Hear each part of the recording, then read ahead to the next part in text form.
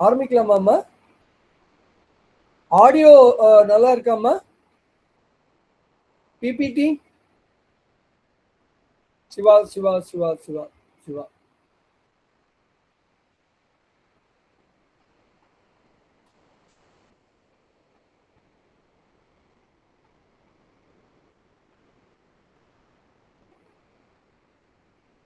திருச்சிற்றம்பலம்.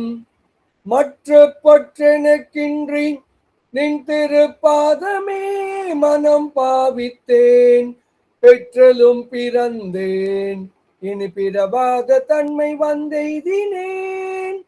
கற்றவர் தொழுதேத்தும் சீர்கரையூரில் பாண்டி கொடுமுடி நற்றவா உனை நான் மறக்கினும் சொல்லும் நாம் நம சிவாயவே. சொல்லும் நாம் நம சிவாயவே. சொற்றுனை வேதியன் சோதிவானவன் பொற்றுனை திருந்தடி பொருந்த கை தோழ கற்றுனை பூட்டிவோர் கடலில் பாய்ச்சினோம். கற்றுனை பூட்டிவோர் கடலில் பாய்ச்சினோம். நற்றுணையாவது நம சிவாயவே. நற்றுணையாவது நம சிவாயவே.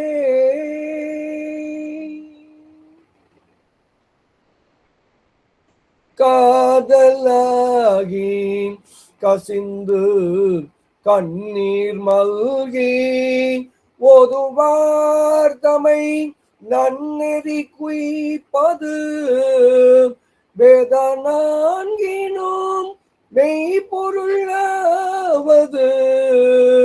வேத நான்கினும் மெய்ப்பொருளாவது. நாதன் நாமம் நம சிவாயவே. நாதன் நாமம் நம சிவாயவே. நம சிவாய வாழ்க. நாதன் தாழ் வாழ்க. இமை பொழுதும் என் நெஞ்சில் நீங்காதான் தாழ் வாழ்க. நம சிவாய வாழ்க. நம சிவாய வாழ்க. நம சிவாய வாழ்க.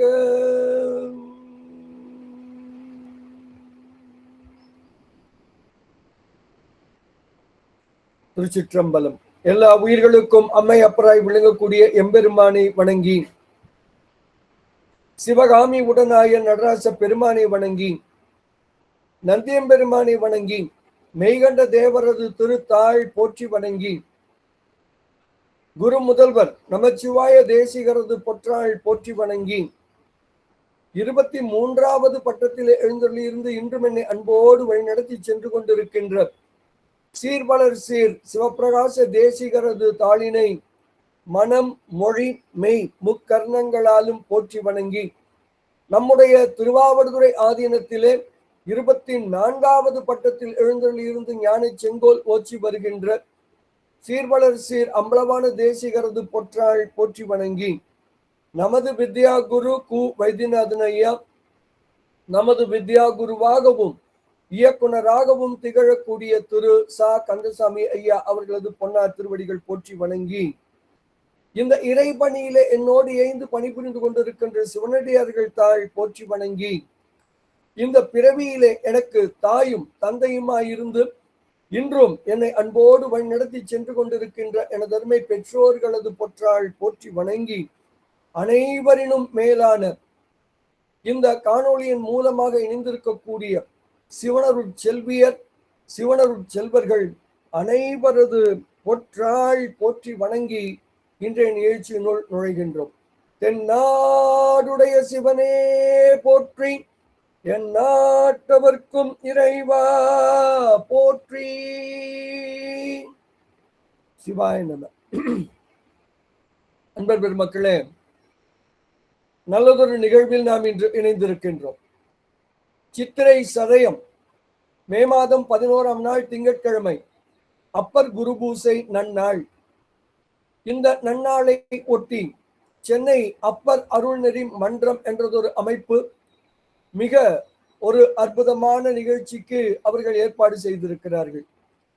அவர்கள் பல்வேறு வகையில் இந்த சைவத்தை அன்பர்களிடம் எடுத்து சென்று இந்த அன்பர்கள் எல்லாம் அடியார்கள் எல்லாம் உய்ய வேண்டும் என்று உழைத்து கொண்டிருக்கின்ற ஒரு அற்புத மன்றம் அப்பர் அருள்நெறி மன்றம்.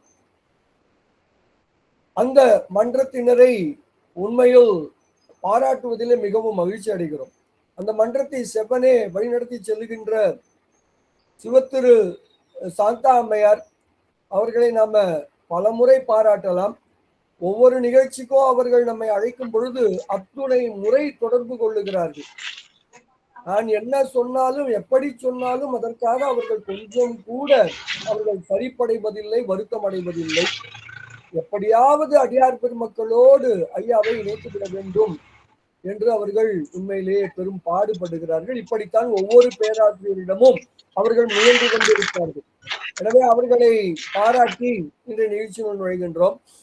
இது இன்று இந்த அப்பர் குரு பூஜையை முன்னிட்டு இவர்கள் இந்த மன்றம் செய்கிற அந்த அற்புத செயல் என்னவென்றால், திருவையாறு பதிகங்கள் என்று அப்பர் பெருமான் அருளி செய்த அந்த 16 பதிகங்கள், அதிலே ஒவ்வொரு நாளும் ஒவ்வொரு பதிகத்தை சிந்திப்பதற்கு அவர்கள் எடுத்துக்கொண்டிருக்கிறார்கள். அந்த வரிசையிலே அடியனுக்கு இன்று அவர்கள் கொடுத்திருப்பது ஐயாரன் அடித்தளமே என்ற ஒரு அற்புதமான தலைப்பு தந்து அதிலே பேச சொல்லி பணித்திருக்கிறார்கள். இந்த நிகழ்வு துவங்குவதற்கு முன்னால் இவர் திரு மங்கையர்க்கரசி அம்மையார் இந்த தளத்திலே இந்த பதிகத்தை அவர்கள் பாடி அருளினார்கள். அம்மையாருக்கு நெஞ்சார்ந்த நன்றியை ஏற்படுத்திக் கொள்கின்றோம். 16 பதிகங்களிலே இன்று நாம் எடுத்துக்கொண்டிருக்கிற அந்த பதிகம் 4வது திருமுறையில பண் அமைப்பிலே 92வது பதிகமாக அமைந்திருப்பது. அதிலே சிந்திப்பரியன என்று துவங்குகின்ற அந்த பதிகம், அருள் தரு கை கொடுத்து ஏற்றும் ஐயாரன் அடித்தளமே என்பதுதான் அவர்கள் அடியனுக்கு கொடுத்த முழுமையான தலைப்பு. உண்மையிலேயே ரொம்ப அற்புதமான தலைப்பு. அப்பர் பெருமானுடைய பாடல் தானே, மிக அழகான ஒரு தலைப்பை கொடுத்தருளி இருக்கிறார்கள். இந்த இன்றைய நிகழ்வை அடியன் எப்படி அமைத்துக் கொள்ள ஆசைப்படுகிறேன் என்றால், இதை ஒரு தோத்திரமாக நாம் சிந்திக்காமல் அதிலே அடிநாதமாக விளங்கக்கூடிய ஞான கருத்து என்ன என்பதை சிந்திக்க வேண்டும் என்று அடியேன் ஆசைப்படுகின்றேன். இன்று அடியனுக்கு இருக்கிற இன்னொரு சின்ன இடர்பாடு என்னவென்றால், இந்த நிகழ்ச்சிக்கு அவர்கள் தந்திருக்கிற நேரம் 1 மணி நேரம். ஆனால் இந்த பதிகம் 20 திருப்பாடல்கள் கொண்டது. 20 பாடல்களை 1 மணி நேரத்தில் சிந்திப்பது என்பது உண்மையில் இயலாத காரியம். எனவே அடியேன் எப்படி எடுத்துக்கொண்டிருக்கின்றேன், 20 பாடல்களையும் நாம் சிந்திக்க போவதில்லை. அதில் ஏதேனும் 4 அல்லது 5 பாடல்கள் நாம் சிந்திக்க முடிந்தால் அதுவே மிகவும் பெரிய விஷயமாக அடியேன் கருதுகிறேன். இதை தோத்திரமாக கருதாமல் ஒவ்வொரு பாடலுக்கும் இதுதான் பொருள் என்று சொல்லி ஓடாமல் ஒவ்வொரு பாடலினுடைய முக்கியமான அந்த ஞான கருத்து, அடிநாதமாக விளங்கக்கூடிய அந்த ஞான கருத்து என்ன என்பதைத்தான் நாம் சிந்திக்க இருக்கின்றோம். எனவே இந்த 1 மணி நேரத்திலே 5 பாடல்கள் நாம் சிந்திக்க முடிந்தால் அது மிகவும் பெரிய விஷயம் என்று சொல்லி இந்த அடிப்படையில் தான் இன்றைய சிந்தனை அமைய போகிறது என்று அடியார்களோடு அந்த கருத்தினை பகிர்ந்து கொண்டு நாம் இன்றைய நிகழ்ச்சியினுள் நுழைகின்றோம். காவாய் கனக திரளே போற்றி, கைலை மலையானே போற்றி போற்றி. சிவாய நம. முதல் பாடல் நீங்கள் திரையில் காணுகிறீர்கள். சிந்திப்ப அரியன, சிந்திப்பவர்க்கு சிறந்து செந்தேன் முந்தி பொழிவன, முக்தி கொடுப்பன, மொய்த்து இருண்டு பந்தித்து நின்ற பழ வினை தீர்ப்பன, பாம்பு சுற்றி அந்தி பிறை அணிந்து ஆடும் ஐயாரன் அடித்தளமே. இதுவே இந்த மிக அற்புதமான இந்த பாடல். இந்த பாடலை நாம் எங்கிருந்து சிந்திக்க இருக்கின்றோம்? ஆடும் என்ற இடத்திலிருந்து நம்ம துவங்கலாம். இந்த ஆடும் ஐயாரன் அடித்தளமே, சரி, முதல்ல ஐயாரன் அடித்தளமேன் அடிக்கடி வருது, அது மகுடம். இந்த பதிகத்தில் இருக்கக்கூடிய அனைத்து பாடல்களிலும் நீங்கள் இந்த ஐயாரன் அடித்தளமே என்று அந்த பாடல் நிறைவு பெறுவதை நீங்கள் காண்பீர்கள். ஐயாரன் என்பது ஐயாறு என்ற தலத்தில் இருக்கக்கூடிய பெருமான். திருவையாறு என்ற தலத்தில் இருக்கக்கூடிய பெருமானை ஐயாரன் என்று அழைக்கிறார் அப்பர் பெருமான். அடித்தளமே என்பது திருவடி, பெருமானுடைய திருவடிகளை குறிப்பது அடித்தளமே. தலம் என்றால் பெருமான் வாழுமிடம். இங்கே திருவடிகளையே பெருமானாக காண்பதால் ஐயாரன் அடித்தளமே என்று போற்றி பரவுகிறார் அப்பர் பெருமான். சரி, இப்போ முதல்ல எங்கேருந்து எடுத்துக்கொள்ள போகிறோம்? இந்த சிந்திப்ப அரியன என்று துவங்குகிறார். இது நம்முடைய வாழ்க்கையோடு நாம கொஞ்சம் ஒப்பிட்டு பார்க்க வேண்டும். நமக்கு என்ன வேண்டும் என்று யோசித்து பாருங்கள். நம்முடைய வாழ்க்கை என்பது என்ன என்று யோசித்து பாருங்கள். வாழ்க்கை என்பது இன்ப தேடல் தான் வாழ்க்கை. நான் என்ன செய்கிறேன்? இன்பத்தை தேடி ஓடிக்கொண்டே இருக்கிறேன். என்னுடைய ஒவ்வொரு செயலும் இன்பத்தை கொடுப்பதால் அதை நாடி நாடி அதை தேடி தேடி அதன் பின்னால் ஓடிக்கொண்டே இருக்கிறேன். இன்று நாம் இந்த நிகழ்வில் இணைந்திருக்கிறோம் என்றால் இது ஏதோ ஒரு விதமான இன்பத்தை எனக்கு தருகிறது. எனவேதான் உலகத்தில் முதன்முறையாக என்று பல்வேறு தொலைக்காட்சி நிகழ்ச்சிகள் இருந்த பொழுதும் நாம் இந்த நிகழ்ச்சியிலே கலந்து கொண்டிருக்கின்றோம். அப்படியானால் இன்பத்தை தேடி அலைகிறோம். ஆனால் நாம் பெறுகிற ஒவ்வொரு இன்பமும் நமக்கு மன நிறைவை தருகிறதா என்றால் இல்லை. என்றால் நமக்கு இயல்பாகவே என்ன தேடல் இருக்கிறது? உண்மையான இன்பம் எங்கே? நிறைவான இன்பம் எங்கே? துன்பம் தராத இன்பம் எங்கே? இடைவிடாத இன்பம் எங்கே? வளரக்கூடிய இன்பம் எங்கே என்ற தேடல் நான் அறிந்தோ அறியாமலோ எனக்குள் இருக்கிறது. இதை தேடி ஓடுவதுதான் வாழ்க்கை. அப்படியானால் அது எங்கே இருக்கிறது? அது கடவுளிடம் இருக்கிறது என்று பலரும் சொல்லுகிறார். நாம் அதை உணர்ந்தமான்னா அது தெரியல. அது பெருமானிடம் இருக்கிறது. ஏனென்றால் பெருமான் தான் இயல்பாகவே எப்படி இருக்கிறான்? சச்சிதானந்தனாக இருக்கிறான். சச்சிதானந்தனாக இருப்பது மட்டுமல்லாமல் அவனால் மற்றவர்களுக்கு அந்த ஆனந்தத்தை தரவும் முடியும். அதுதான் இங்க ரொம்ப முக்கியம். அப்படிப்பட்ட பெருமான், அந்த பெருமான் நிலையை அடைவதைத்தான் முக்தி என்று சொல்லுகிறார்கள். அப்போ ஓரளவு எனக்குள் என்ன நிகழ்கிறது? பல்வேறு முறைகளில் சிறிது சிறிதாக ஒரு அறிவு பெறுகிறேன்.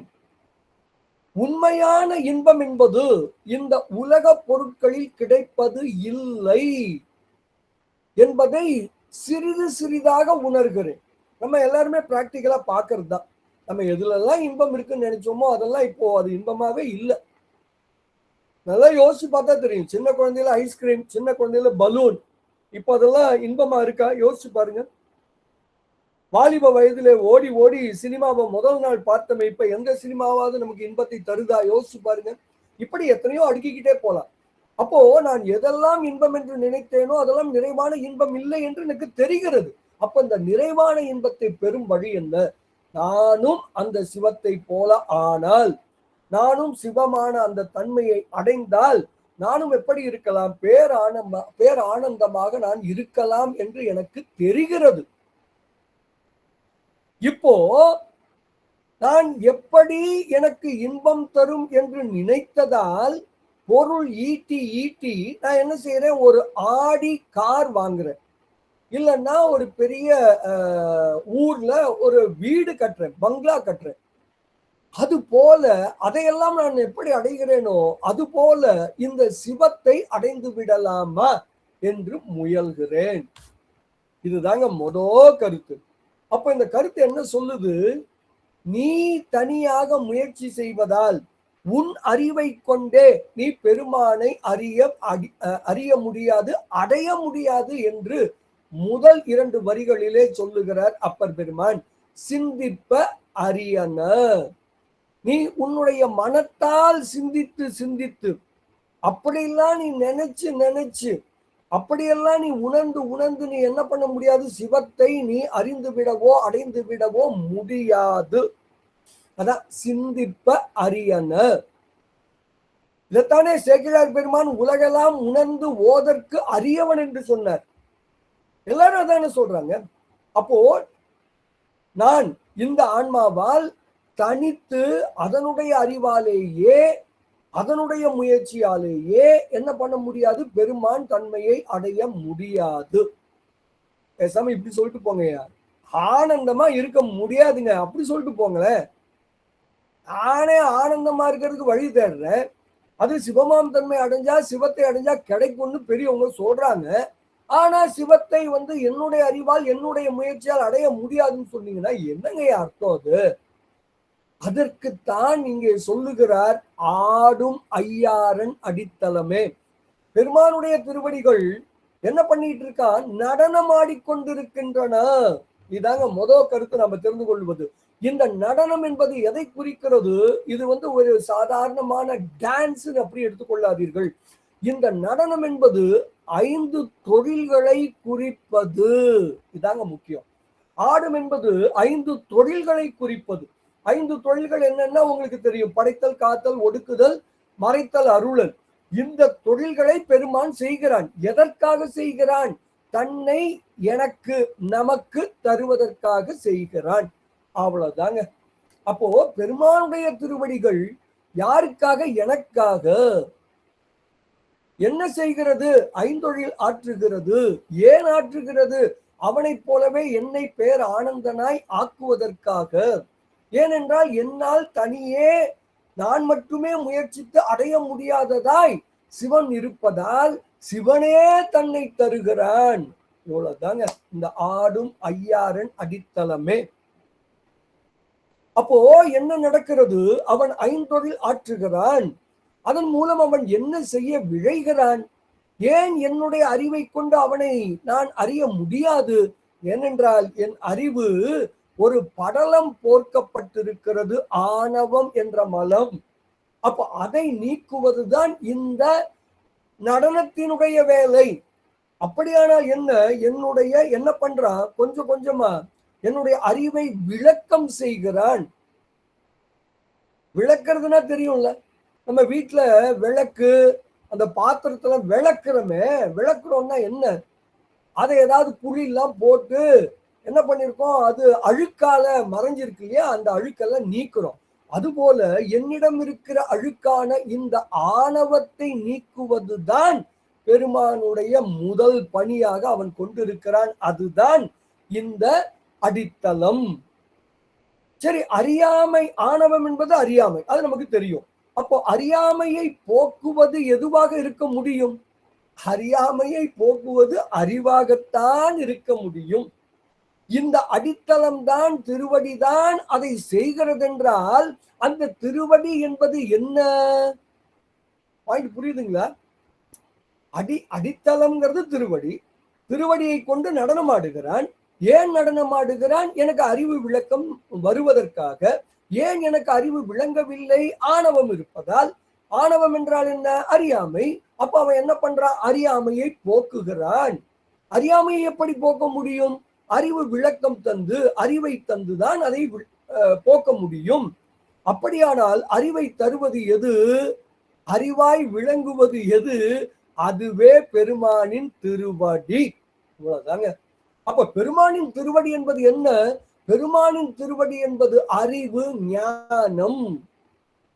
ஓ, அந்த ஞானம் தான் இந்த அக்கார அடிசில் செய்வது எப்படி, இந்த ராக்கெட் விடுவது எப்படி என்று நான் அறிகிறேனே, அது போன்ற ஞானமா? இல்லை.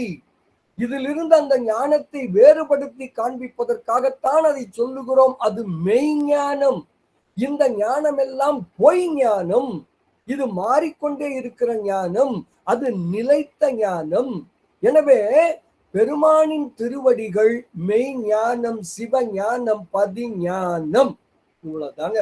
முதல்ல இந்த பதிகத்துல நான் உணர்ந்து கொள்ள வேண்டிய கருத்து என்ன? பெருமானின் திருவடி என்பது என்ன?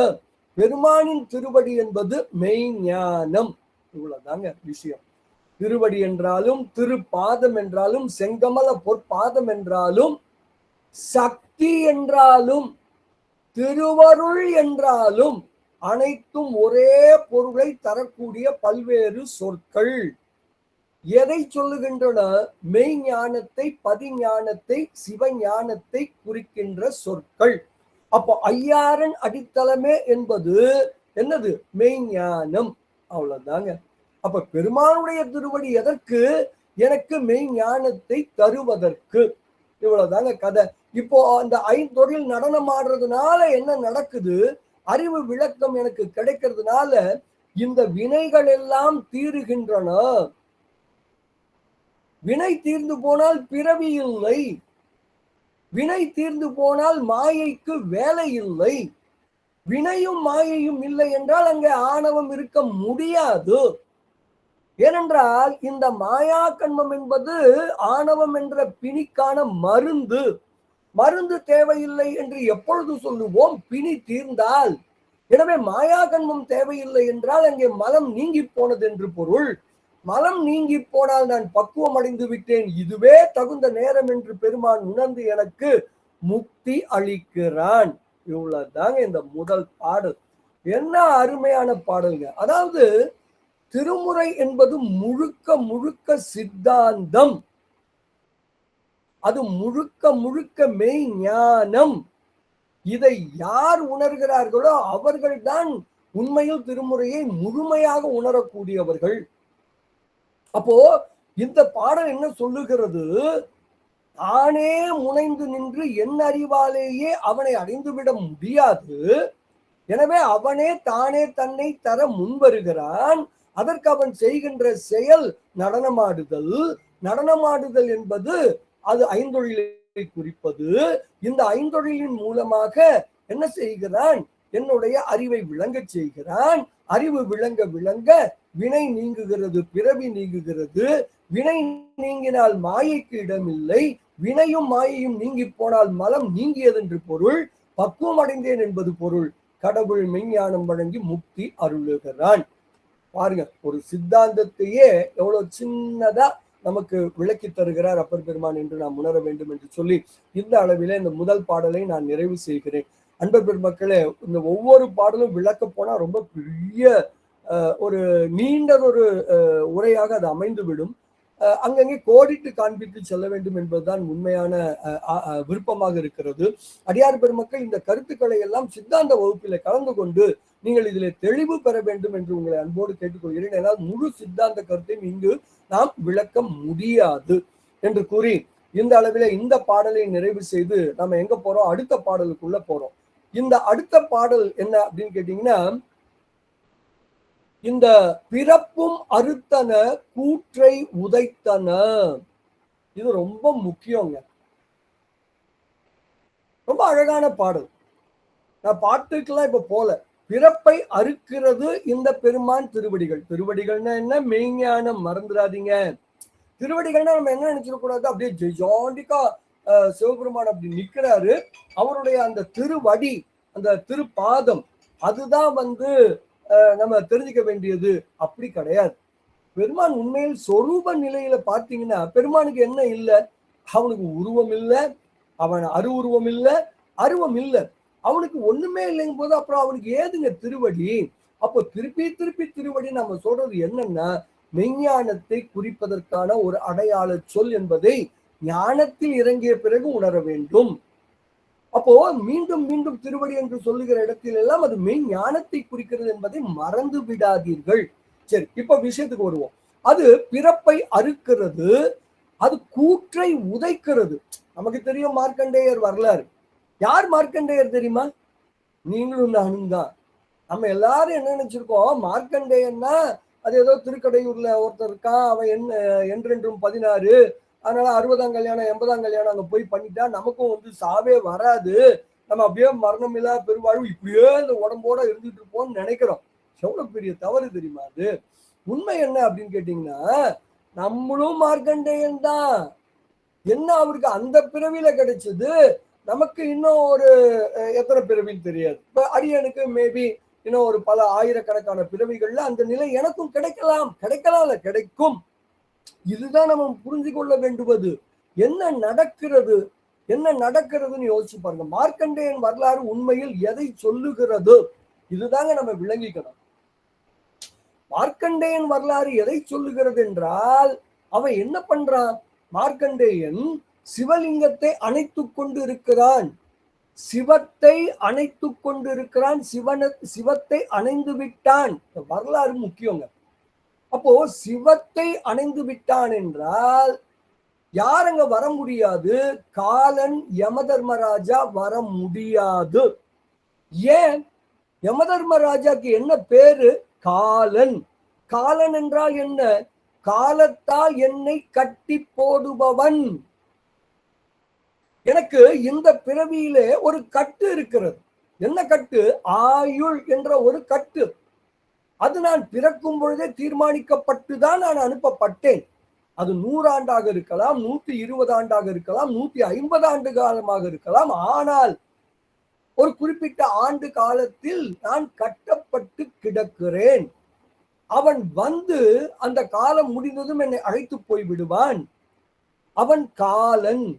அதுல அவன் ஒரு செகண்ட் கூட பிசக முடியாது. இது நல்லா விளங்கிக்கணும். சரி, இது எனக்கு புரியுதுங்க ஐயா. இப்போ நான் சிவத்தை அணைந்தேன்கிறீங்க. எப்படி நான் சிவத்தை அணைகிறேன்? இதை நீங்க தெரிஞ்சுக்கணும்னா சிவஞான போதம் 9ஆம் நூற்பா நம்ம படிக்கணும். அதுல பெருமானை நான் அகத்தே வழிபடுவது எப்படி என்று சொல்லிக் கொடுக்கிறார். நான் ஏன் அவனை அகத்தே வழிபட வேண்டும்? அதான் கோயில்ல வழிபடுறேன், பூஜா ரூம்ல வழிபடுறேன்னு நான் ஏன் அகத்தே வழிபட வேண்டும்? ஏனென்றால் அவன் உண்மையில் எங்கே இருக்கிறான்? அவன் வேலை என்னங்க? ஏன் அறிவை விளங்க சேர்ந்து தானுங்க. அப்போ அவன் எங்க இருக்க முடியும்? அவன் ஏன் அறிவுக்குள்ள தானங்க இருக்க முடியும்? நீங்களே யோசிச்சு பாருங்க, எங்க இருப்பான்? அவனோட வேலை என்ன? ஏன் அறிவை விளங்க சேருது. அப்ப அவன் எங்க இருப்பான்? என் அறிவுக்குள்ளதான் இருப்பான்.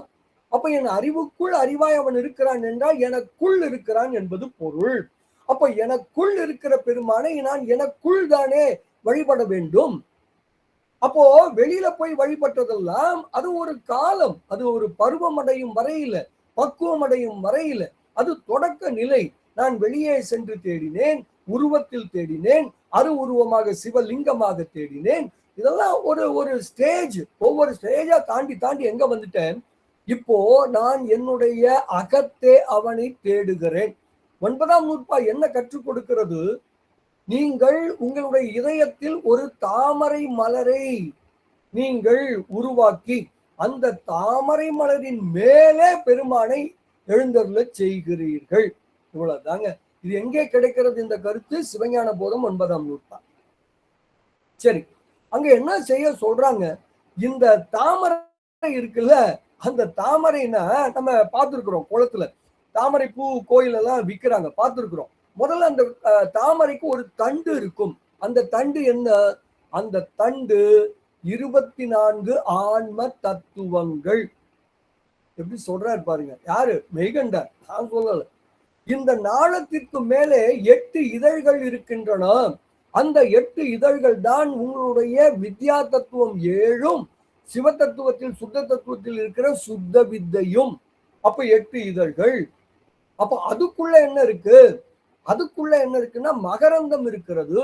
எத்தனை இருக்கிறது? 51 இருக்கிறது. அங்க என்ன சொல்லுவாங்கன்னா அதுக்கு மேல சுத்த வித்தைக்கு மேல போனீங்கன்னா அது பேர் என்ன? சுத்த வித்தைக்கு மேல போனீங்கன்னா அங்க மகேஸ்வரம். அப்புறம் யாரு இருக்கா? சதாசிவம். 2 பேர் இருக்காங்களா? இப்போ எதுக்கு மேல இருக்காங்க? 8 இதழுக்கு மேல. 8க்கு மேல 2 போட்டீங்கன்னா 8 to the power 2.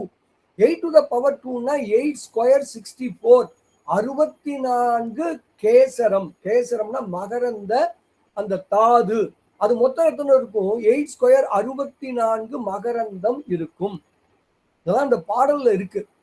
அதுக்குள்ள பாத்தீங்கன்னா என்ன இருக்கும்? அதுக்குள்ள இப்ப எங்க போயிட்டோம்? சுத்த வித்தையில இருந்து மகேஸ்வரம் போய் சதாசிவம் போயிட்டோம். அதையும் தாண்டினீங்கன்னா சக்தி. அந்த சக்தி தான் அங்க இப்படி ஒரு பொகுட்டாக மொட்டாக இருப்பாள். அப்புறம் அதையும் தாண்டினா நாதம், அதாவது சிவம். அந்த பொகுட்டு மொட்டுக்குள் பாத்தீங்கன்னா 51 விதைகள் இருக்கும். எதுல? தாமரை பூல 51 விதைகள் என்பது 51 அக்ஷரம், மாதிரு அக்ஷரம். என்ன அழகா சொல்லியிருக்காரு பாருங்க. அதுக்கும் மேல நீங்க என்ன பண்ணும்? இந்த திருவடிகளை அங்க எழுந்தருள செய்து வழிபாடு செய்ய வேண்டும். இதுல இருந்து என்னங்க தெரியுது? பெருமான் எங்கங்க இருக்காரு? பெருமான் எங்க இருக்காருன்னா 24 ஆன்ம தத்துவங்களை தாண்டி வித்யா தத்துவம் 7 சுத்த வித்தையும் இருக்கிற 8ஐயும் தாண்டி அதன் மேலே மகேஸ்வரம் சதாசிவம் அவர்களையும் தாண்டி சக்தியை தாண்டி சிவத்தை தாண்டி அதாவது விந்து தத்துவத்தை தாண்டி நாத தத்துவத்தை தாண்டி அதன் மேல் இருக்கிறார். புரியுதுங்களா? இப்போ இந்த மார்க்கண்டேயன் நிலையை அடைந்தவன் அது யாரா வேண்டா இருக்கலாம். நீங்களும் நானும் கூட மார்க்கண்டேயன் தான். என்னைக்கு? அது இன்னைக்கு இல்ல, என்றோ ஒரு நாள் நடக்க போகிறது. அப்போ நானும் என்ன பண்ணுவேன்? சிவத்தை அணைக்கிறேன், அவனோடு சேர்ந்து இருக்கிறேன் என்றால் பாயிண்ட் புரியுதுங்களா? எத்தனை தத்துவத்தை தாண்டி வந்துட்டீங்க? 36 தத்துவத்தை தாண்டி வந்து விட்டீர்கள். மாயையை தாண்டி வந்து விட்டீர்கள். மாயை தாண்டினால் வினை தாண்டினோம், வினை தாண்டினால் மலம் நீங்கினோம். அந்த நிலையில் நான் சிவத்தை அடைந்திருக்கிறேன்.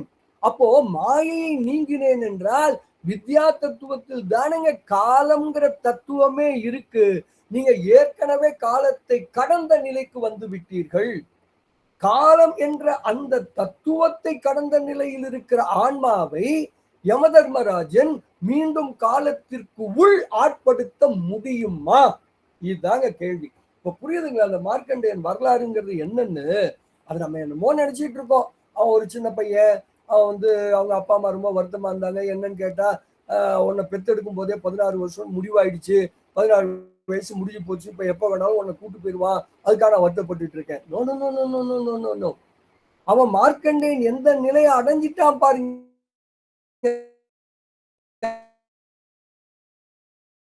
சிவத்தை அணைந்தான் என்றால் காலத்தை கடந்தவன். காலத்தை கடந்தவனை காலன் எப்படி காலத்திற்குள் ஆட்படுத்த முடியும்?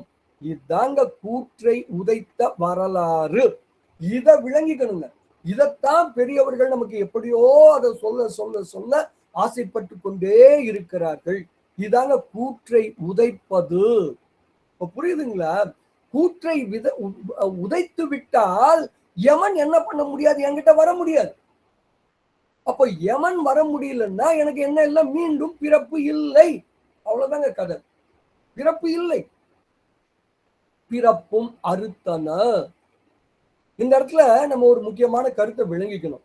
எப்பங்க பிறப்பு அரும் அப்படின்னு கேட்டா நம்ம எல்லாரும் பொதுவா என்ன சொல்றோம்னா, வினை அருந்தால், வினை நீங்கினால். எந்த வினை?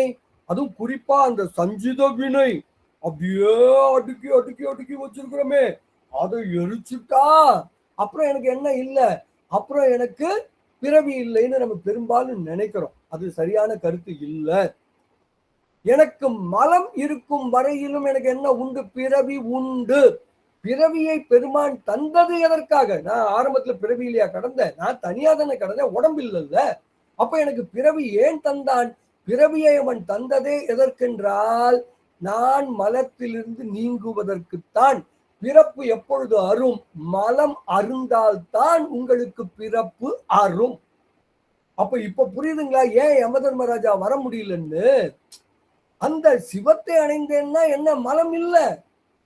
மலம் இல்லைன்னா என்ன இல்ல? அங்க வினை இல்ல, மாயை இல்ல.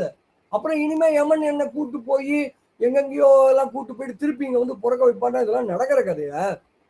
அப்போ சரி, அந்த நிலையை அடைந்தவர்களுக்கு அவர்களும் நம்மை போல மரணம் அடையத்தானே செய்கிறார்கள். ஐயா நீங்க சொல்றது நாங்க ஓரளவு புரிஞ்சுக்கிறோங்க ஐயா. அதாவது சிவமாம் தன்மை அடைந்தவர்கள்ட்ட யமன் வர முடியாதுங்கிறீங்க. நாங்க அது ஓரளவு ஏற்றுக்கொள்கிறோம். ஏதோ ஒரு லாஜிக்கலா நீங்க அதுக்கு ஒரு விளக்கம் கொடுக்குறீங்க. Okay, we can understand. ஆனா இப்போ நம்முடைய திருவாவூதுறை ஆதீனத்திலே 24வது குருமா சன்னிதானமாக விளங்குகிறாரே, அவர் சிவமாம் தன்மை அடைந்தவர் தானே. அப்ப அவருக்கும் என்றாவது ஒரு நாள் இப்ப நம்மை போல அந்த மரணம் என்ற ஒன்று வரத்தானே செய்யும். 23வது குருமா சன்னிதானம் அப்படி ஒரு நாள் அவருக்கு வரவில்லையா? அப்ப நாம் அறிந்து கொண்ட அருளாளர்கள்லாம் அப்படி ஒரு நிலை அவங்களுக்கு வரலையா? அப்ப யமதர்மராஜன் வரமாட்டானா என்று கேட்டால் வரமாட்டான். இதுதான் நம்ம விளங்கிக்கணும். இதுதான் நம்ம விளங்கிக்கணும். எப்படிங்கய்யா சொல்றீங்க? ஏனென்றால் யமன் எப்படி வருகிறான்? நம்மை அவன் எப்படி பிடிக்கிறான் கொஞ்சம் யோசிச்சு பாருங்க. இப்போ நம்ம கூட அந்த மரண தருவாயில் இருக்கிறவங்க சொல்லுவாங்க, ஐயோ அங்க பாரு அவன் வந்துட்டான், எனக்கு தெரியுது. ஆமா அவன் எருமை, ஆமாமா எருமை மாட்டு மேலதான் வந்திருக்கிறான், எனக்கு தெரியுது அப்படின்னு சொல்லுவாங்க. பெரும்பாலும் அவங்க சொன்னாங்கன்னா அது ஒட்டி அந்த மரணம் சம்பவிக்கும் என்றும் பெரும்பாலும் சொல்லுகிறார்கள். அந்த நிலையில தான் அவங்களுக்கு அது தெரியும்ன்றது நம்ம சொல்லுகிற ஒரு கருத்தாக அமைந்திருக்கிறது. இப்போ அவன் எப்படிங்க நம்மளை பிடிக்கிறான் அது கவனிச்சிருக்கீங்களா? அவன் எரும மாட்டுல வரான், என்ன கையில என்ன எடுத்துட்டு வரான்? ஒரு கயிறு. என்ன கயிறு? அவன் நம்மள புடிச்சு இழுக்கணும், அதானங்க அவன் வேலை. அப்ப பெரிய கம்பி எடுத்துட்டு வர வேண்டியதானங்க, இல்ல பெரிய மணிலா கயிறு எடுத்துட்டு வர வேண்டியதானங்க, இல்ல நல்ல ஸ்ட்ராங் நைலான் கயிறு எடுத்துட்டு வர வேண்டியதானங்க. அது என்னங்க அவன் பாச கயிறு எடுத்துட்டு வரான். பாயிண்ட் உங்களுக்கு புரியுதுங்களா? அவன் கையில வைத்திருப்பது பாச கயிறு. பாசம் என்றால் என்ன நமக்கு தெரியும்ல, ஆணவம் கண்மம் மாயை. யார் ஒருவர் இன்னமும் இந்த பாசத்திலிருந்து விடுபடவில்லையோ, யாரை மீண்டும் இந்த பாசத்தில் ஆழ்த்த வேண்டி இருக்கிறதோ, அவர்களை மட்டும்தான் இந்த பாச கயிறை கொண்டு இழுக்க முடியும். பாசத்தை கடந்தவர்களை இந்த பாச கயிறு ஒன்னும் செய்ய முடியாது. அப்ப யமதர்மராஜா எனக்கும் வரக்கூடாது என்று இங்கு நாம் நினைத்தோமே, ஆனால் நாம் செய்ய வேண்டுவது என்ன? பாசத்திலிருந்து விலக வேண்டுவது.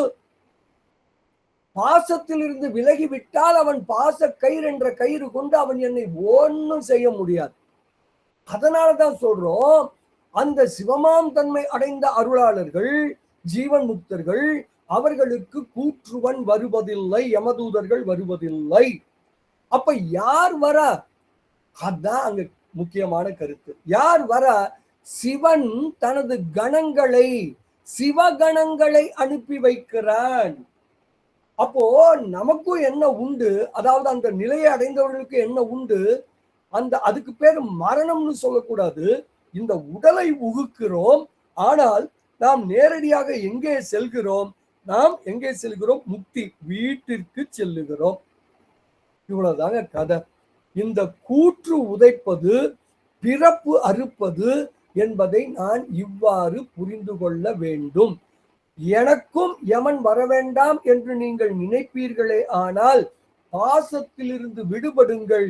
அப்படி விடுபட்டு விட்டால் யமன் தனது பாச கயிற்றால் நம்மை ஒன்றும் செய்துவிட முடியாது. அப்படியானால் நாம் என்றென்றும் இறந்து போகவே மாட்டோமா? இந்த உடலை உகுக்கவே மாட்டோமா? உகுப்போம். யார் வருவா? சிவகணங்கள் வருவார்கள், நேரடியாக சிவத்திடம் அழைத்து செல்வார்கள்.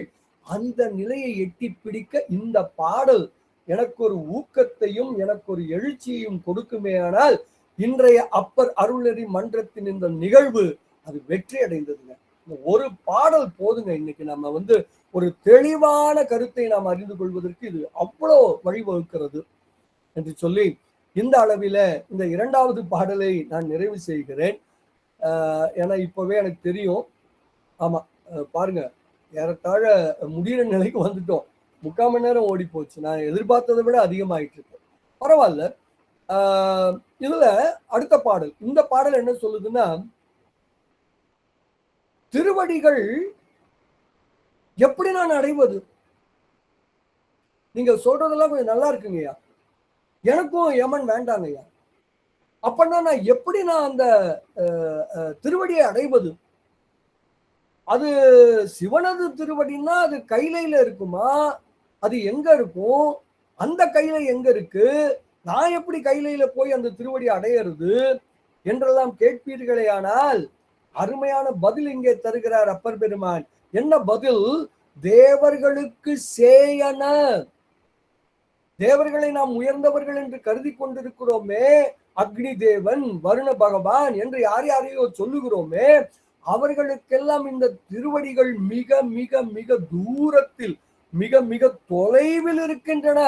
அவர்களால் ஒருபொழுதும் அந்த திருவடிகளை அடைந்து விட முடியாது. சரி, யாராலங்க ஐயா முடியும்? நம்மால முடியுமா? முடியும். ஆனா நீங்க பண்ண வேண்டியது என்னன்னா தொண்டர் ஆகணும். அவ்வளவுதானங்க. நான் ஏற்கனவே தொண்டன் தாங்க. எத்தனையோ தொண்டு பண்ணிட்டு இருக்கேன். நீங்க வேற அதான் உழவார தொண்டு பண்றேன், என்னென்னமோ தொண்டு பண்றேன். நான் அப்ப தொண்டர் தான். ஓ, தொண்டருக்கு அணியன, தொண்டருக்கு அணியன, தொண்டருக்கு பக்கத்துல இருக்குது திருவடி. ஓ, அப்ப நான் சீக்கிரம் போய் அடைஞ்சிடலாமா? இந்த இடத்துலதான் ஒரு சின்ன பொடி இருக்கு. தொண்டு என்றால் என்ன? இங்கதான் ஒரு முக்கியமான விஷயத்த வச்சிருக்கிறாரு அப்பர் பெருமான். தொண்டு என்றால் அது ஒரு செயல் தானேங்கய்யா. தொண்டுன்னா என்ன? ஒரு சேவை, ஒரு செயல், அவ்வளவுதானே. ஆமா, அது ஒரு செயல்தான். ஆனா எப்படிப்பட்ட செயல்? செயல் என்றால் அது வினை ஆகிவிடும். அப்போ செயல் வினை என்பதெல்லாம் ஒரே மாதிரியான சொற்கள் என்றால், நான் செயல் ஆற்றுகிறேன் என்றால், தொண்டு புரிகிறேன் என்றால் வினை ஆற்றுகிறேன் என்று பொருள்படும். வினை ஆற்றினால் உங்களுக்கு பிறவி உண்டு. பிறவிதோறும் விழுந்து விழுந்து புரண்டு கொண்டே இருந்தால் திருவடி அடைவது எப்பொழுது எப்பொழுது எப்பொழுது? அப்போ தொண்டு என்பது நாம சொல்ற இந்த வினை இல்லை, நாம சொல்ற இந்த செயல் இல்லை. அப்ப தொண்டு என்பது என்னங்கய்யா? இல்ல, செயல்தான் தொண்டு, செயல்தான் வினை என்று நீங்கள் எடுத்துக்கொண்டால், நானும் வினையாற்றுகிறேன். திருவாவூர்துறை ஆதீனத்தின் 24வது குருமகா சன்னிதானம் ஞான குரு அவரும் வினையாற்றுகிறார். அடமுடுங்க, அவர் 100க்கு 100 நல்வினை ஆற்றாருன்னு வச்சுப்போமே. இப்ப என்னப்போ, நான் 100க்கு 90 தீவினை ஆற்றேன், 10 நல்வினை ஆற்றேன். ஆனா அவர் 100க்கு 100 நல்வினையே ஆற்றினாலும் நல்வினைக்கும் பிறவி உண்டுன்னு சொல்லியிருக்கீங்களே. அப்போ 24வது குருமகா சன்னிதானத்துக்கும் பிறவி உண்டா? இங்கதான் வேறுபாடு புரிந்து கொள்ள வேண்டும். நான் செய்கிற செயல்கள் எல்லாம் நான் எனது என்ற செருக்கோடு செய்கிறேன். அப்போ மனம் மொழி மெய் முக்கர்ணங்களால் நான் எனது என்ற செருக்கோடு நான் ஒரு செயல் ஆற்றுவேன் என்றால் அது வினை ஆகிவிடும். மனம் மொழி மெய் முக்கர்ணங்களாலும் இது நான் செய்யவில்லை, இதெல்லாம் அவன் செயல் என்று உணர்ந்து யார் கிடக்கிறார்களோ, இனி என் செயலாவது ஒன்றுமில்லை, எல்லாம் அவன் செயலே என்று கிடக்கிறார்களோ, அவர்களது செயல் அது வினை அல்ல, அந்த செயல் யாவும் தொண்டு. அந்த தொண்டை செய்பவர்கள் எல்லாம் தொண்டர்கள். அந்த தொண்டர்களுக்கு திருவடி மிக மிக அருகாமையில் இருக்கிறது. அவர்கள் திருவடியை பற்றி கொண்டு கிடப்பார்கள். நான் நான் நான் எனது என்று செருக்கோடு நான் செய்கிற கோயில் கட்டும் திருப்பணியாக இருந்தாலும் எனக்கு திருவடி மிக மிக மிக மிக தொலைவில் தான் இருக்கும் என்ற அரிய கருத்தை இந்த பாடல் உணர்த்துகிறது என்று சொல்லி இந்த அளவில இந்த பாடலை நாம நிறைவு செய்கிறோம். அடுத்தது இதுதான் டைட்டில் போடுற இடம். ஏன்னா இன்னைக்கு தலைப்பே அருள் தரு கை கொடுத்து ஏற்றும் ஐயாரன் அடித்தளமே. இதாங்க தலைப்பு, இன்றைய நிகழ்ச்சிக்கு தலைப்பு அதானுங்க. அப்போ என்ன இந்த தலைப்புனா, இது இடம்பெற்றிருக்கிற பாடல், இப்ப நம்ம வந்திருக்கிற பாடல். இந்த பாடல் பாருங்க, பியூட்டிஃபுல்லா அமைச்சிருக்காரு. அதாவது இப்போ ஒருவர் இருக்கிறார், அவருக்கு இப்போ என்ன ஆகல, கண்ணு தெரியல. ஏன் கண்ணு தெரியல? அவருக்கு ஒரு படலம் போர்த்தி இருக்கிறது, ஒரு போர்வை. என்ன போர்வை? நம்ம ஏதோ ஒன்று சொல்றோம்ல, ஒரு படலம், கண்ணுல ஒரு போர்வை படிஞ்சிருச்சுன்னா கண்ணு பார்க்க முடியாது. அதுக்கு பார்க்கும் திறன் இருக்கு, ஆனா அந்த பார்க்கும் திறன் இப்பொழுது மறைக்கப்பட்டிருக்கிறது. அதுபோல எனக்கு அறியும் திறன் இருக்கிறது, ஆனால் எனக்கும் ஒரு போர்வை இருக்கிறது, ஆணவம் என்ற போர்வை. அது என் அறியும் திறனை மறைத்திருப்பதால் என்னால் முழுமையாக அறிய முடியவில்லை, அறிவதையும் உள்ளதை உள்ளவாறு அறிய முடியவில்லை. அதாங்க கதை. இருள் தரு துன்ப படலம் மறைப்ப. இது இந்த ஒரு பாட்டுக்கே இந்த 1 மணி நேரம் பத்தாதுங்க. இப்போ என்ன சொல்றாருன்னு உங்களுக்கு புரியுதுங்களா? இந்த ஆணவம் என்ற படலம் என்னை மறைத்திருப்பதால், என் அறியும் திறனை மறைத்திருப்பதால் என்னுடைய அறிவு செயல்பட முடியவில்லை, உள்ளதை உள்ளவாறு அறிய முடியவில்லை. அதனால என்ன நடக்குது? எனக்கு ஏற்படுவது அனைத்தும் துன்பமே. நான் உண்மையில் இருட்டில் நான் கிடக்கிறேன். இது நம்மால ஏத்துக்கவே முடியாது. என்னங்கய்யா நான் கிடக்கிறது துன்பமா? உண்மையிலே சொல்ல போனா இந்த பர்டிகுலர் பேஸ் இப்பதான் எனக்கு கல்யாணமே ஆயிருக்கு. எவ்வளவு இன்பமா இருக்கேன்னு தெரியுமா? எல்லாம் உறவினர்கள்லாம் கூப்பிட்டு கூப்பிட்டு விருந்து வைக்கிறாங்க. எல்லா இடத்துலயும் எனக்கு அவ்வளவு கிஃப்ட் கொடுக்குறாங்க. கல்யாணம் எப்படி நடந்தது தெரியுமா உங்களுக்கு? இந்த பேஸ் எவ்வளவு இன்பமா ஓடிட்டு இருக்கு. நீங்க போய் வாழ்க்கை துன்பம் என்று சொல்லுகிறீர்கள். இது ரொம்ப விளக்கி சொல்ல வேண்டிய பகுதி. ஆனா எல்லாருமே என்ன சொல்றாங்கன்னா, இந்த வாழ்க்கை என்பது துன்பமே, துன்பம் நிறைந்தது தான் வாழ்க்கை. இந்த உடலே துயர் தரும் உடல் தான். இந்த உடம்பு எடுத்தாச்சுனாலே துன்பம் தான், வேற வழியே கிடையாது. ஆனா அதை நான் உணர்றது இல்லை. நான் இன்னும் இன்பத்துல இருக்கிறதா நினைக்கிறேன். அப்போ என்ன நடக்குது? இந்த துன்பத்திற்கு எது காரணம்? துன்பத்திற்கு காரணம் இந்த ஆணவம், அறியாமை. இதுதாங்க இருள் தரு துன்ப படலம் மறைப்பர். அதனால என்ன ஆச்சு? கண்ணு எப்படி காணும் திறனை இழந்ததோ அது போல நான் ஞானத்தை, குறிப்பாக மெய்ஞானத்தை அறியும் திறனை இழந்தேன். சரி, அதனால என்னாச்சு? உன் பொருள் நாடி நாடி தேடி தேடி அலைந்து அலைந்து இழைத்து போகிறேன்.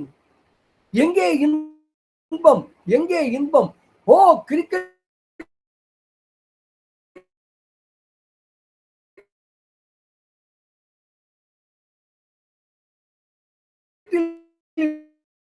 இன்பம்.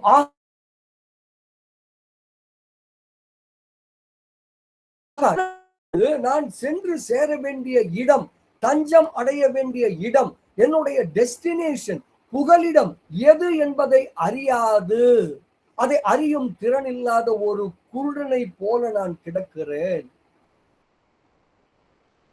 சரி, அதனால என்ன? அப்போ எனக்கு பார்வையை கொடுப்பதற்காக பெருமான் என்ன பண்ணுகிறான்? எனக்கு மீண்டும் மீண்டும் பிறவி தருகிறான். அது மட்டுமா தருகிறான்? நரகம் என்ற குழியிலே தள்ளுகிறான். எது நரகம்? நரகம் என்று தனியே ஒன்று சொல்லுகிறோமே, அது மட்டும் நரகம் இல்லை. இந்த வாழ்க்கையே, இந்த பிறவியே நரகம்.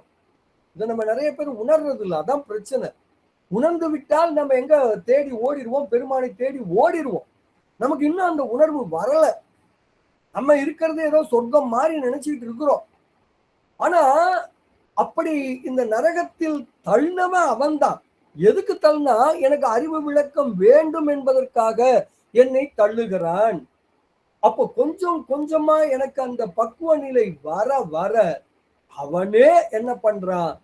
அவனுடைய திருவருள், அந்த சக்தி அது கை கொடுத்து என்னை இன்பக் கடலில் ஏற்றுகிறான்.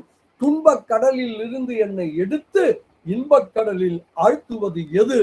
பெருமானின் திருவடிகள், திருவடிகள், திருவடிகளே என்பதை இந்த பாடல் மிக அழகாக விளக்குகிறது. நரகத்தில் வீழ்த்துவதும் அவனே, நரகத்தில் இருந்து கை கொடுத்து ஏற்றுவதும் அவனே.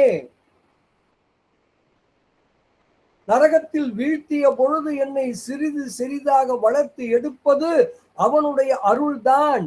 அப்பொழுது அந்த அருளுக்கு திரோதானம் என்று பெயர். அந்த திரோதான சக்தி தான் என்னை இந்த கடலில் இருந்து, துன்பக் கடலில் இருந்து மெல்ல மெல்ல மெல்ல மெல்ல என்னை பக்குவப்படுத்தி பக்குவப்படுத்தி அறிவை விளங்கச் செய்து மேலெடுத்து வருகிறது.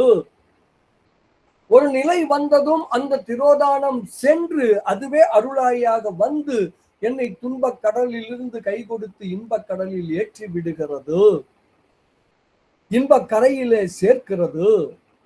என்ன ப்ராசஸ்ங்க! பெருமானோட அந்த அந்த முறை பாருங்க, எவ்வளவு அற்புதமா இருக்கு பாருங்க. இதைத்தான் இன்று தலைப்பாக கொடுத்திருக்கிறார்கள். அருள் தரு கை கொடுத்து ஏற்றும் ஐயாரன் அடித்தளமே. இந்த இடத்துல திருவடிங்கிறது என்னன்னு நம்ம புரிஞ்சுக்கணும். திருவடிங்கிறது நடனம்னு சொன்னோம். நடனம்னா என்னன்னு தெரியல. நடனம் என்பது 5 எழுத்து.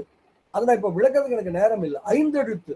அப்போ உண்மையில் என்ன? துன்பக் கடலில் இருந்து கரை சேர்ப்பது எது? 5 எழுத்து. திருவாசகம் நினைவுக்கு வருதா?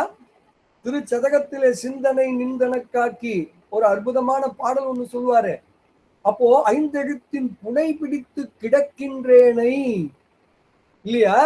அப்போ எது என்னை கரை சேர்க்கும், எது என்னை துன்பக்கடலில் இருந்து இன்பக் கரை சேர்க்கும் என்றால் ஐந்தெழுத்து தான். ஐந்தெழுத்தாய் விளங்குவதும் பெருமானுடைய திருவருளே, பெருமானுடைய திருவடியே. இதுதாங்க நம்ம விளங்கிக்கணும். ஐந்தெழுத்து தாங்க அனைத்தும், எல்லாமே அதான்.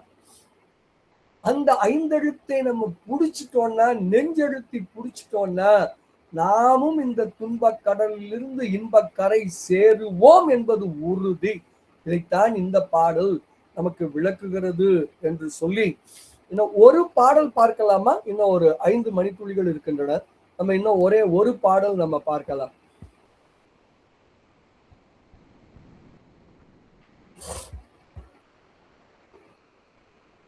இந்த பாடல் என்ன சொல்லுதுன்னா, திருத்தி கருத்தினை, அதாவது சிந்தையை நம்ம என்ன பண்ணணும்? திருத்தணும். அத பண்ணாலே போதும். கோணலை நிமித்தணுங்க. கோணலை நிமித்திட்டா எல்லாமே சரியாயிடும். அவ்வளவுதான் விஷயம். கோணலை எப்படி நிமித்துறது?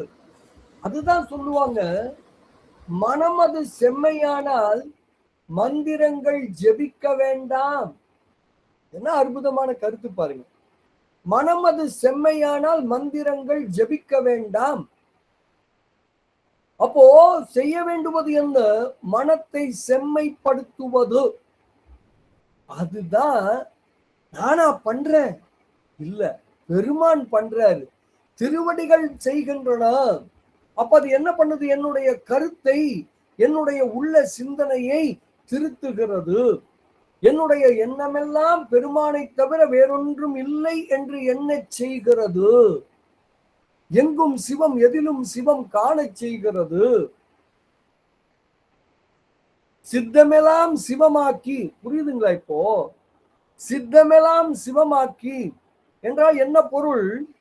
நான் எந்த செயலுமே செய்யாமல் காலையில் எழுந்தது முதல் என்னுடைய வீட்டில் இருக்கக்கூடிய அந்த பூஜை அறையிலேயே கிடக்க வேண்டும் என்பது பொருள் அல்ல. காலையில் எழுந்தவுடன் கோயிலுக்குள் சென்று இரவு வரையிலும் கோயிலுக்குள்ளேயே கிடக்க வேண்டும் என்பது பொருள் அல்ல. உங்களுடைய இயல்பு வாழ்க்கையை வாழுங்கள், ஆனால் ஒவ்வொன்றிலும் நீங்கள் கடவுளை காணுங்கள். அதுதான் எங்கும் சிவம், எதிலும் சிவம். சித்தமெல்லாம் சிவமாக்குதல் என்பது அது. உங்களை காட்டுக்குள்ள போய் ஒளிஞ்சுக்குங்க, குகைக்குள்ள போய் ஒளிஞ்சுக்குங்க, தலைகீழா தொங்குங்க. இல்ல இல்ல, உங்கள் இயல்பு வாழ்க்கையில் இருங்கள், ஆனால் அதில் பற்றில்லாமல் சிவத்தை பற்றி கொண்டிருங்கள். எல்லாவற்றிலும் சிவத்தை காண முற்படுங்கள். அவ்வளவுதான், அவ்வளவுதான் விஷயம்.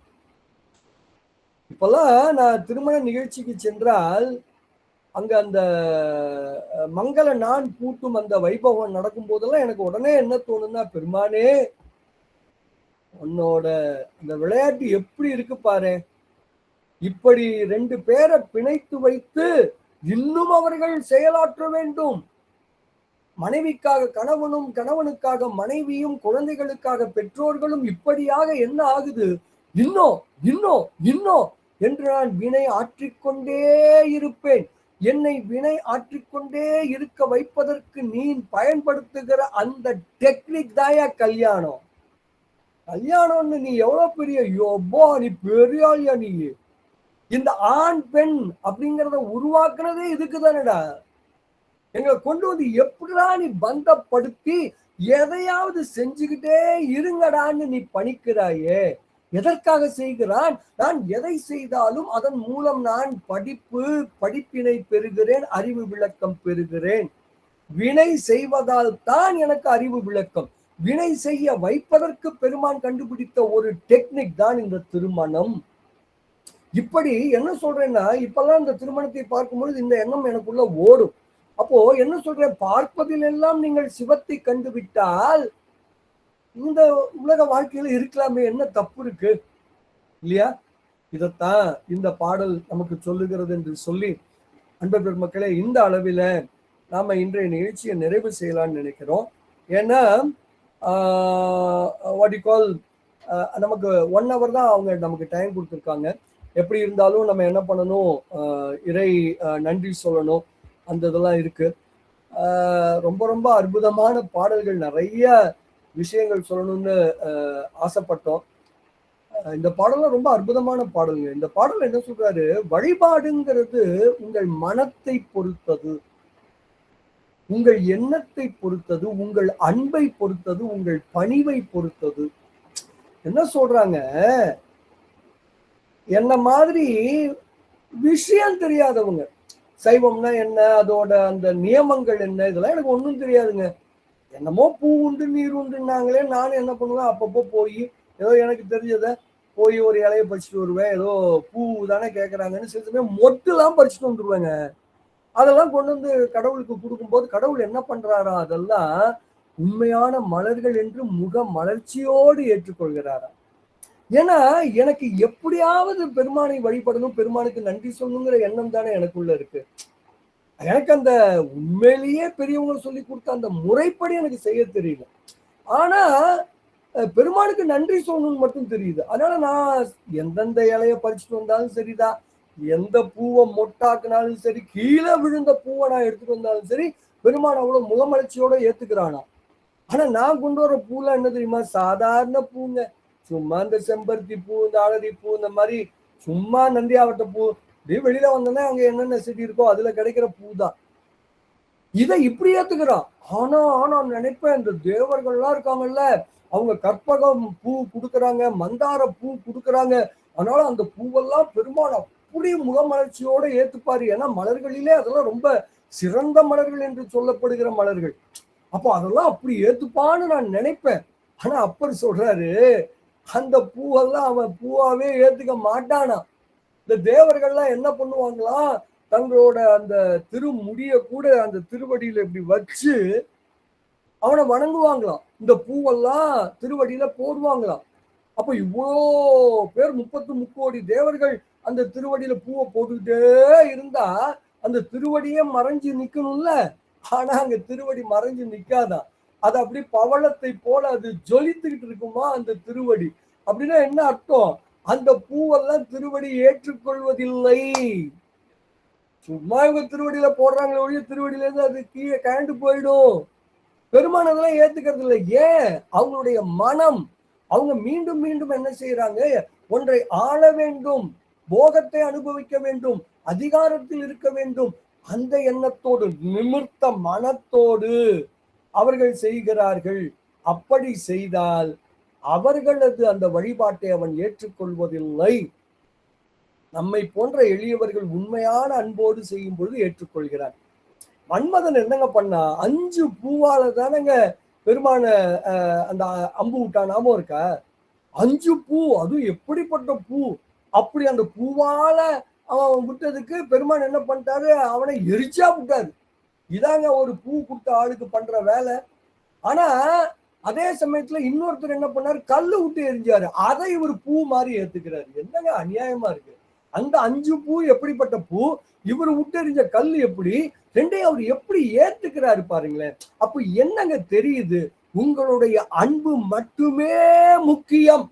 நீங்கள் எதை கொண்டு எப்படியெல்லாம் வழிபடுகிறீர்கள் என்பது முக்கியம் அல்ல. உங்களுடைய மனம், உங்களுடைய எண்ணம், உங்களுடைய அன்பு, உங்களுடைய பணிவு, அதைத்தான் பெருமான் வழிபாடாக ஏற்றுக்கொள்ளுகிறான். என்ன என்ன என்ன என்ன அற்புதமான பாடல். ஒவ்வொரு பாடலும் அவ்வளோ ரத்னம், மணி, அப்படியே மாணிக்கம். அன்பர் பெருமக்களே, பொறுத்தருளுக, பொறுத்த நேரம் முடிந்தது. ரொம்ப அற்புதமான பதிகம். ஆனா இப்போ ஒரு கோடிட்டு காமிச்சிருக்கிறோம். என்ன சொல்ல வரோம்னா, ஒவ்வொரு தோத்திர பாடலையும் அது வெறும் தோத்திரமாக மட்டும் கண்டுவிடாதீர்கள். அந்த பாடலின் அடிநாதமாக அதன் உள்ளே பொதிந்து கிடக்கிறது ஞான கருத்துக்கள். அந்த கருத்துக்களை அறிந்து கொள்ளுங்கள். அதன்படி நாம் நிற்க முற்படுவோம். நாமும் மார்க்கண்டேயன் ஆவோம் என்பதை மட்டும் இன்றைய நிகழ்ச்சி நமக்கு விளக்குகிறது என்று எடுத்துக்கொண்டு நாம இந்த அளவில் இன்றைய நிகழ்ச்சியை முடிக்கலாம். ஏன்னா ஒவ்வொரு பாட்டுக்குள்ளேயும் நான் போனேன்னா இது நல்லா இருக்கே, இது நல்லா இருக்கே, இது நல்லா இருக்கேன்னு அதெல்லாம் எனக்கு விளக்கி சொல்லணும்னா ஆசை வந்துடும். அதனால அதெல்லாம் வேண்டாம். இந்த அளவில் நம்ம இன்றைய வகுப்பை நம்ம நிறைவு செய்து கொள்கிறோம். முறைப்படி வகுப்பை நிறைவு செய்து முடித்த பிறகு அடியார் பெருமக்கள் உங்களது கருத்துக்கள், உங்களது ஐயப்பாடுகள் நீங்கள் பகிர்ந்து கொள்ளலாம். இப்பொழுது நிகழ்ச்சியை நாம முறைப்படி நிறைவு செய்ய விழைகிறோம். சாந்தா அம்மையார்